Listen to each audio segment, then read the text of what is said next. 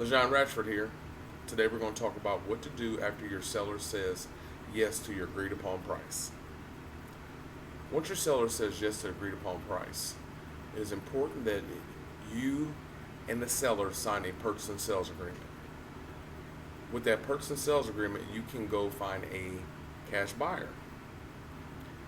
Some people will tell you that it is important to get a buyer's list before you do anything. I totally disagree. If you have a good deal, cash buyers will come to you. So we're going to assume this is a smoking deal.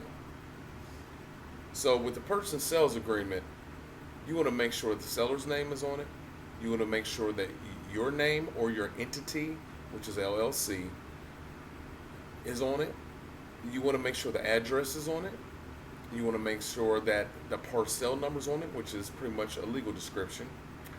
If your contract requires a deposit, you want to make sure that you and your seller agree upon a price. If there is a deposit on there, I would go with the bare minimum. $1, $10. If it's a real smoking deal, offer $100. But I would invest as little as as possible. Some people hold this in in escrow. Others just let the seller hold on to it. In the event that the contract is not fulfilled, the seller just keeps the deposit, and you both go your separate ways. If you do fulfill the contract, that would come off of the purchase price. You sign, the seller signs, then you go look for your cash buyer. Now, it is also important to look for a title company that will allow you to assign your equitable interest to a cash buyer. So I recommend you do two things. Go to biggerpockets.com and join groups on Facebook. And biggerpockets.com, what you want to do is you want to search investor-friendly title companies and put in your city and state. Now, sometimes you will find one in a neighboring city or somewhere totally across the state. But if that title company can close transactions within the whole state, then many times they'll send an agent out to the closing that you're closing the property at. I've closed many deals at Panera Bread. So you don't necessarily have to go to that title company. But Bigger Pockets is a good place to look. Now you could also go to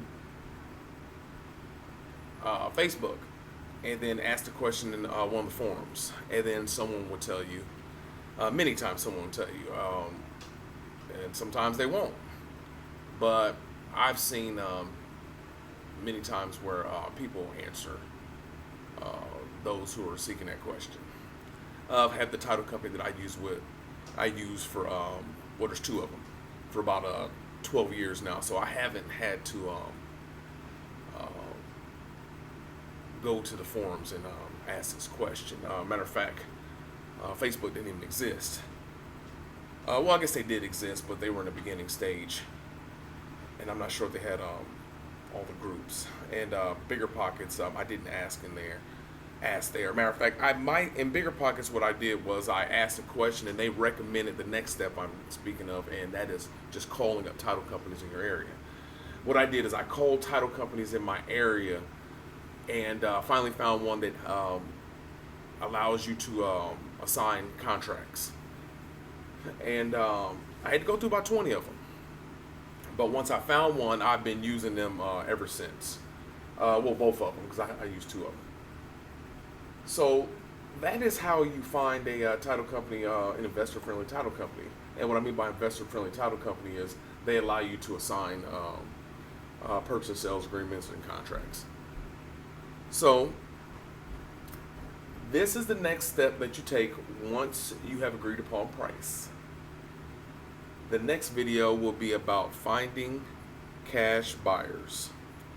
Thank you and enjoy your day.